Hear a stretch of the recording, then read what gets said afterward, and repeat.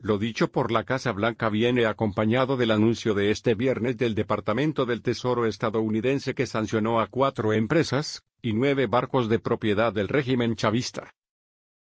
algunos de los cuales transportaban petróleo venezolano a Cuba. El subsecretario de Estado de Estados Unidos, John Sullivan, dijo este viernes que Washington siempre está evaluando sanciones a Venezuela, un país que vive una catástrofe humanitaria sin precedentes en la región.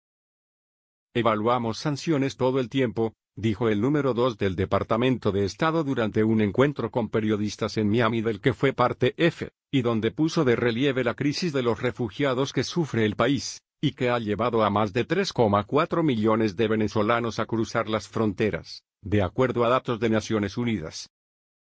Es una verdadera tragedia en un país que fue una economía líder, insistió Sullivan, quien estuvo junto al almirante de la Marina Armada, Craig S. Faller, comandante del Comando Sur de Estados Unidos, SOUTHCOM, encargado de las operaciones militares en América del Sur y el Caribe.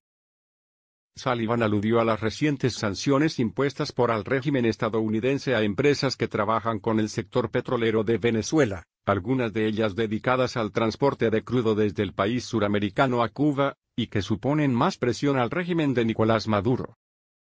En esencia, es una devolución por el apoyo de los militares y la inteligencia cubana al régimen de Maduro, manifestó Sullivan, quien, a una pregunta, precisó que no se ha hablado de detener navíos en alta mar. El transporte de petróleo a Cuba no es algo que se ha hecho a beneficio del pueblo de Venezuela. El almirante Faller, por su parte, coincidió en la tragedia humana que atraviesa Venezuela, comparable con la crisis de refugiados de Siria, y lamentó que los 7 aviones con ayuda humanitaria enviada por Estados Unidos no haya podido ingresar al país.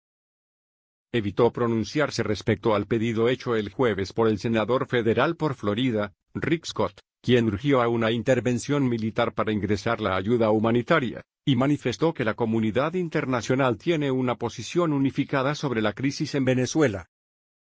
El subsecretario de Estado encabezó este viernes en la base del Comando Sur un encuentro de carácter ministerial en la que se acordaron las bases de la llamada Alianza de Resistencia de Estados Unidos y el Caribe, la cual busca mitigar el impacto de los desastres naturales en la región. Con participación de ministros y altos funcionarios de 18 países caribeños, además de representantes de alto rango de agencias federales de Estados Unidos, el encuentro se cerró con la firma de una declaración conjunta que contiene las bases de la asociación. Nicolás Maduro en un acto político en Caracas el 6 de abril de 2019. Este es nuestro vecindario, tenemos ciudadanos estadounidenses en cada uno de los países que estuvieron hoy, estamos obligados a protegerlos, a la vez que esos países tienen una larga relación con Estados Unidos, y de ahí que sea un plan de resistencia entre vecinos, resaltó Sullivan.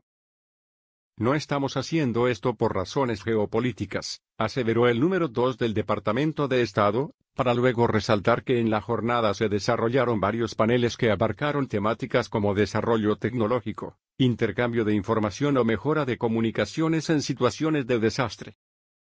Fue parte del cónclave el canciller de la República Dominicana, Miguel Vargas, quien en las conclusiones finales resaltó que la preparación para encarar el impacto de un desastre natural, que forma parte del plan de acción, es clave. Nuestro país está comprometido en tomar acciones de prevención ante estas amenazas, señaló ante los participantes. Por otra parte, el Departamento del Tesoro estadounidense anunció este viernes una nueva tanda de sanciones para acercar a Venezuela, afectando esta vez a 4 empresas y 9 barcos de su propiedad, algunos de los cuales transportaban petróleo venezolano a Cuba. Vamos a seguir apuntando contra las empresas que transporten crudo venezolano a Cuba, ya que se están beneficiando del pillaje del régimen de Nicolás Maduro a los recursos naturales, dijo el secretario del Tesoro Steven Mnuchin en un comunicado. De los barcos transportadores, 4 habían entregado crudo a Cuba. Las sanciones afectan a 3 entidades de Liberia y una con sede en Italia.